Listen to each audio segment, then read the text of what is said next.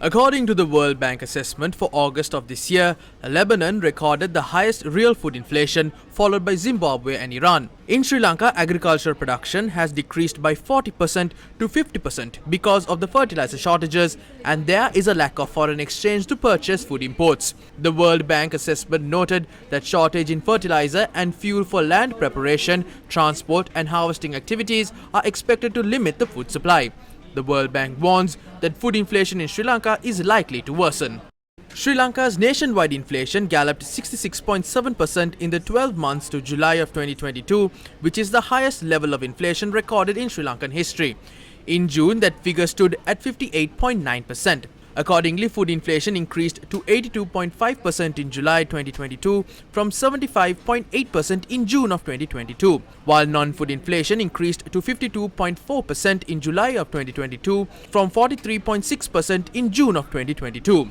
Accordingly, within the food category, increases were observed in the prices of milk powder, fresh fish, biscuits and chicken. However, prices of vegetables, coconut oil and coconut decreased during the month. Yeah, in fact, in our projections, we see inflation will be moving below 70% even after the adjustment of electricity prices that was introduced by the government last week. We have incorporated the impact of the energy price rise as well. With that, with the supply chain issues easing and also demand side is easing, we are not going to see in our predictions inflation won't touch 70% going forward, and also it will be peaking somewhere in September compared to earlier we thought it would be peaking somewhere later.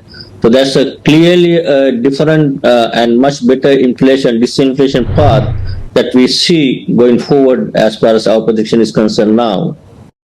This is the level of inflation in Sri Lanka, and the country's economic crisis worsened due to the dollar shortage. Sri Lanka stopped repaying its international debts to conserve dwindling foreign currency reserves. The country is now not making any interest or debt installment payments for international debt servicing. Representatives from heavyweight financial and legal advisors Lazard and Clifford Chance recently arrived in Sri Lanka to kick off the debt restructuring process. In the interim, Sri Lanka is aiming at a financial facility from the International Monetary Fund to solve the debt issue or at least obtain some financial relief. Sri Lanka has not been able to reach a staff-level agreement with the IMF despite several rounds of discussions. The IMF staff will visit Colombo between the 24th to the 31st of August to continue discussions with the Sri Lankan authorities on economic and financial reforms and policies. The objective is to make progress towards reaching a staff-level agreement on a prospective IMF extended fund facility arrangement in the near term.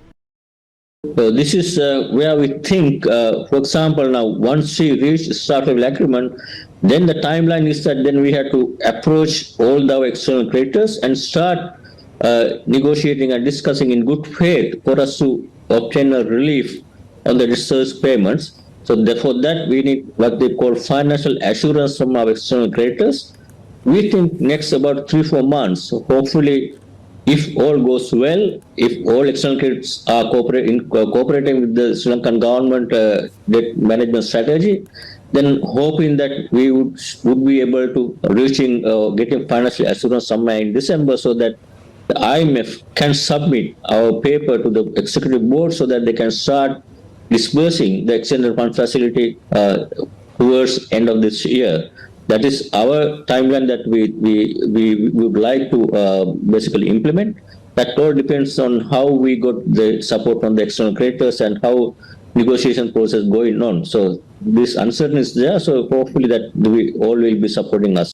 However, according to the IMF, because Sri Lanka's public debt is assessed as unsustainable, approval by the IMF Executive Board of the EFF program would require adequate assurances by Sri Lanka's creditors that debt sustainability will be restored.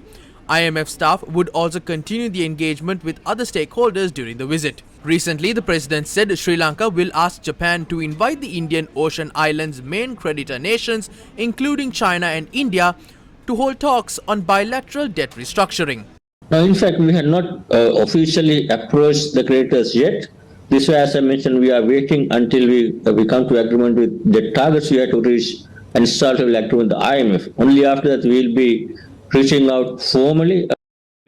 දැනට අපි රාජ්‍ය ණය The Central Bank of Sri Lanka and the relevant department is responsible for debt management. They will fulfill their duty. කළමනාකරන වගකීම ශ්‍රී ලංකා මහ බැංකුව විසින් ඉෂ්ට කරයි.